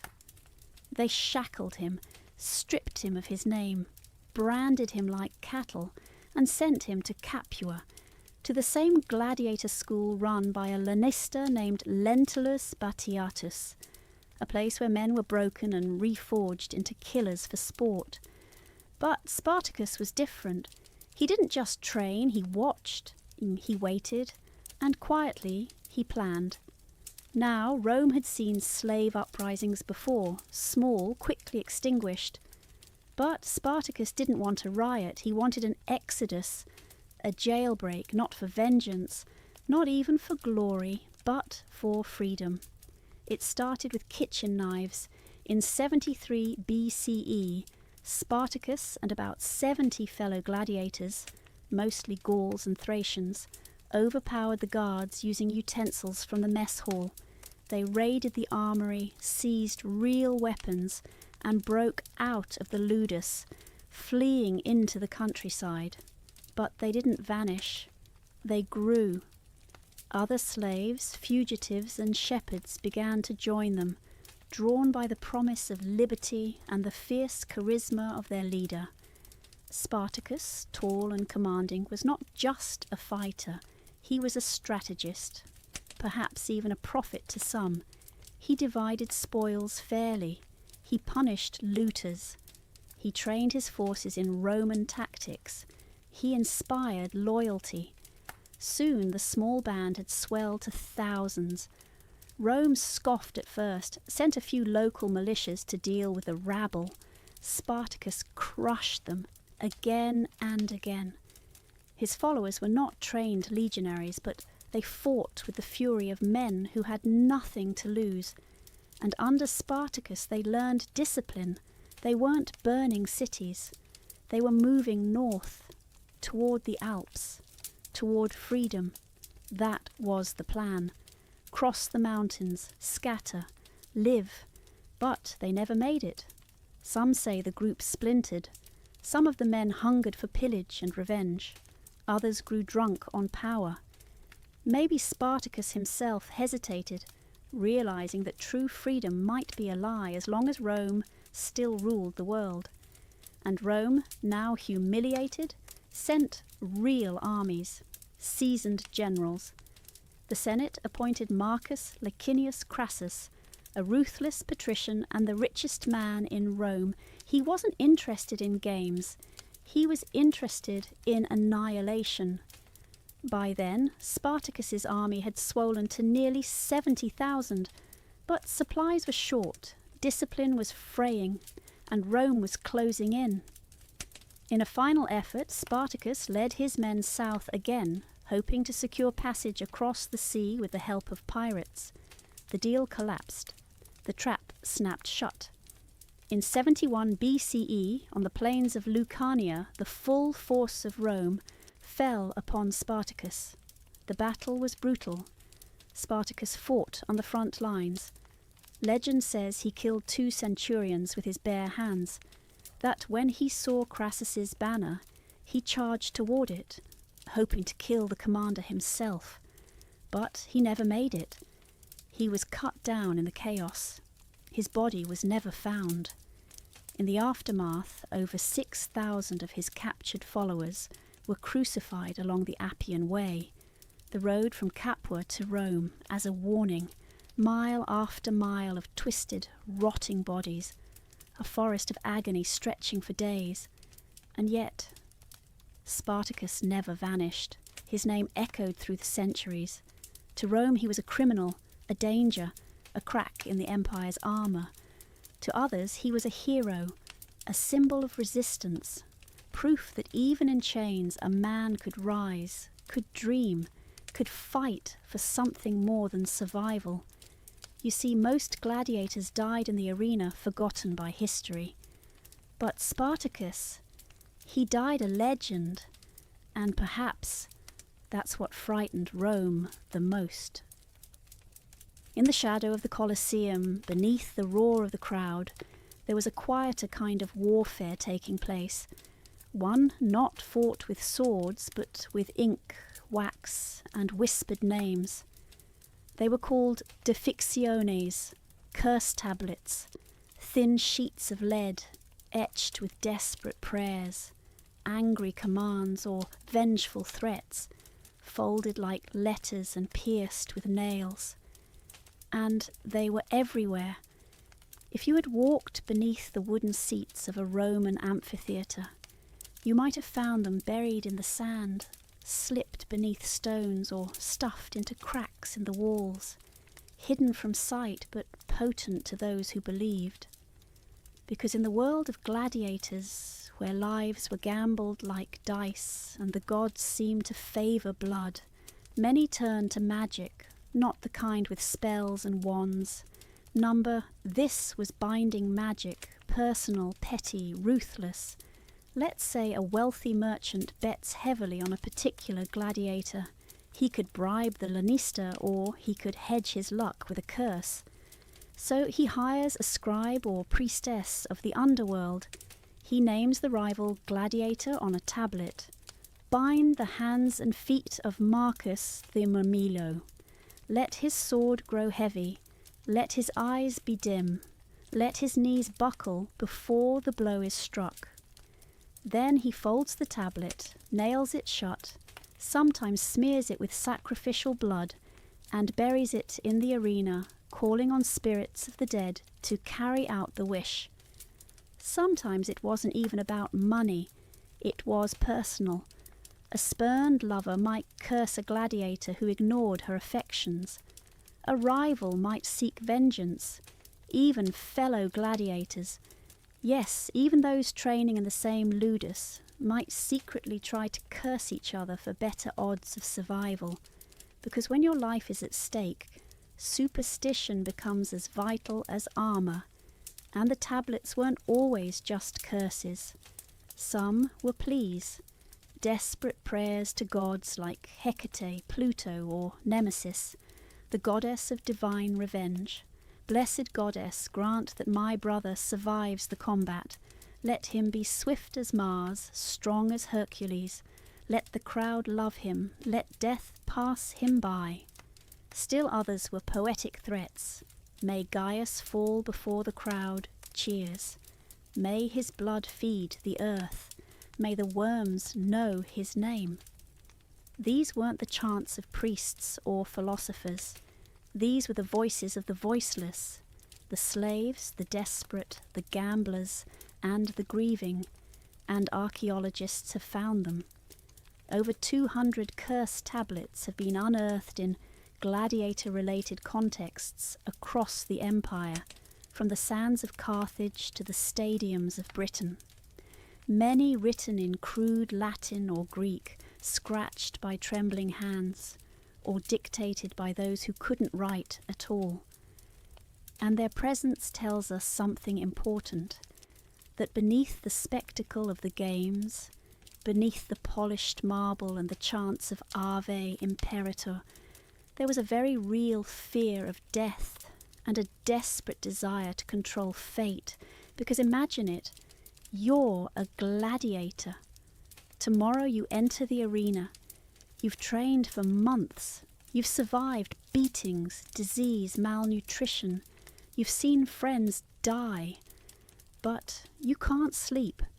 because someone may have cursed your name today, buried your fate beneath the sand, called on ghosts to guide the opponent's blade.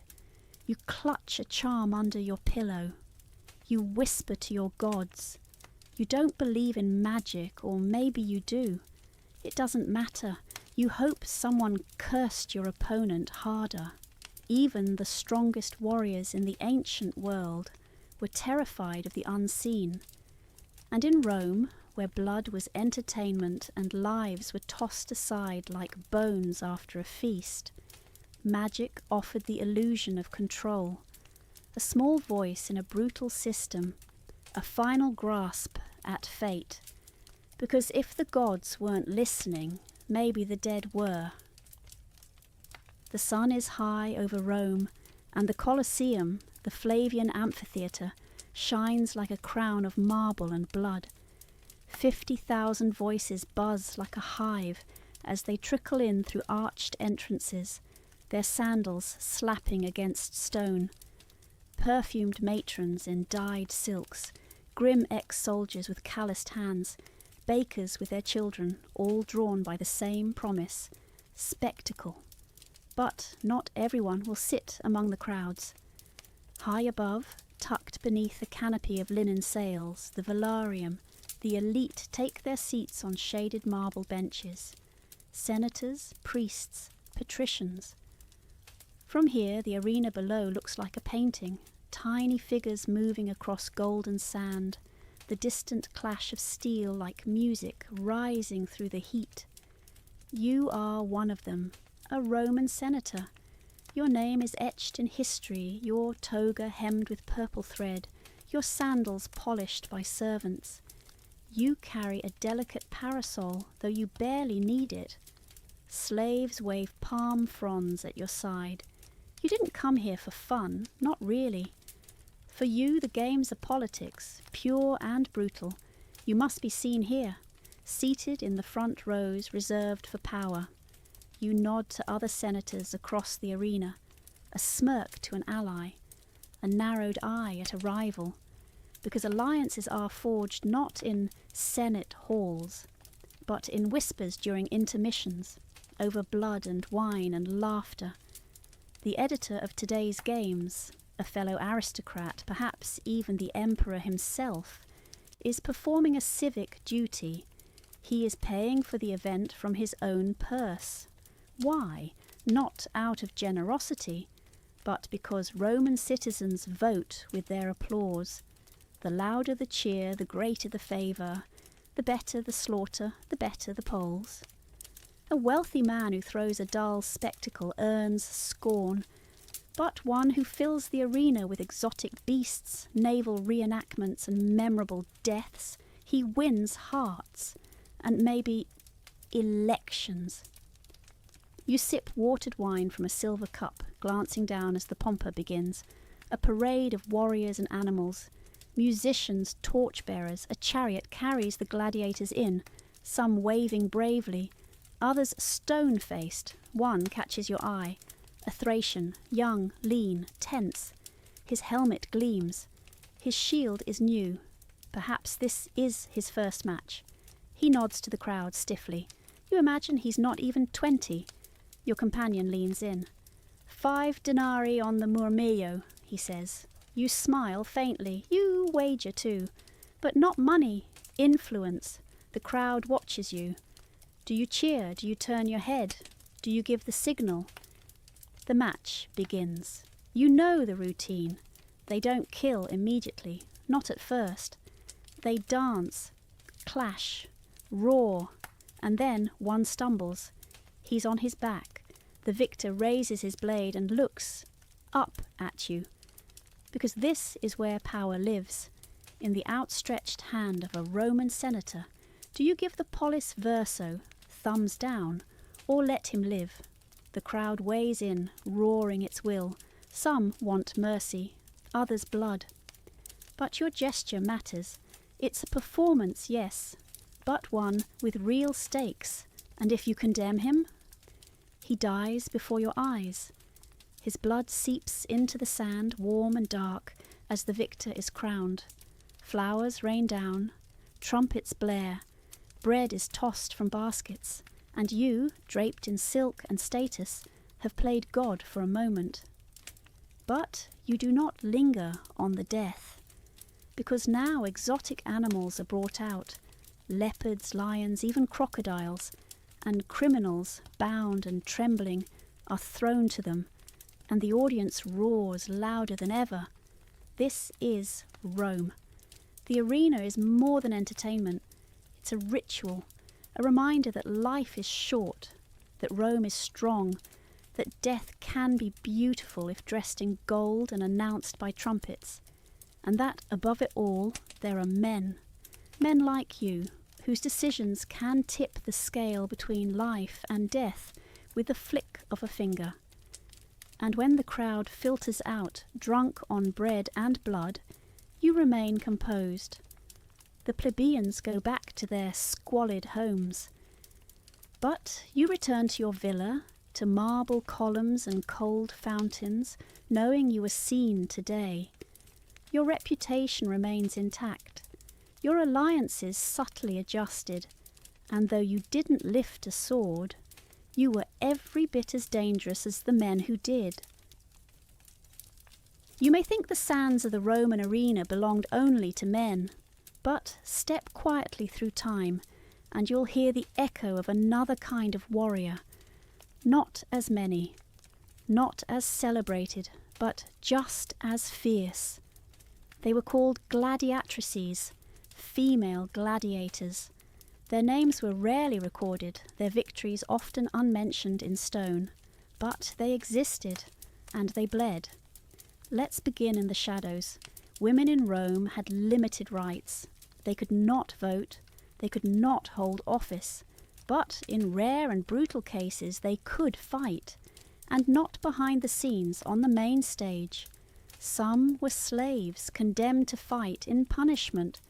Others were criminals or prisoners of war or debtors sentenced to the sand, and a few, astonishingly, were volunteers, women of wealth, often from the provinces, who willingly stepped into the ring for fame, for freedom, or for reasons lost to us. The first known appearance of female gladiators dates back to the 1st century CE, during the reign of Emperor Nero. He, always one to push boundaries, featured women fighting beasts and each other at games meant to shock and awe. And it worked.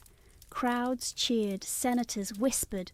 The spectacle of women, hair braided, breasts bound or bare, faces painted in war colours, clashing with blades under torchlight, was mesmerising and controversial, because this challenged the Roman order.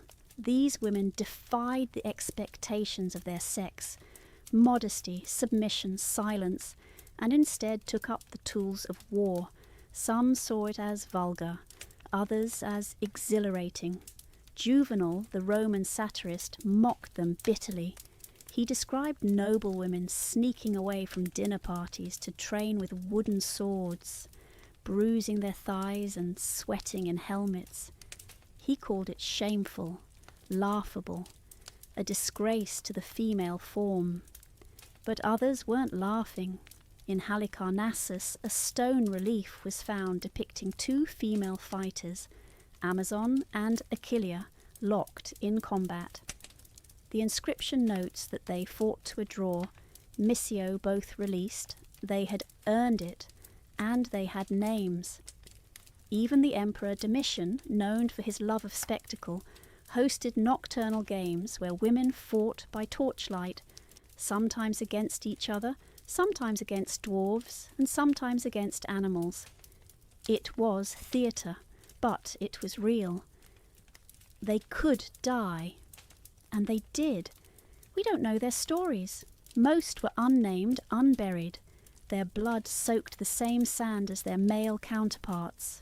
But make no mistake, gladiatrix fights were not novelty acts.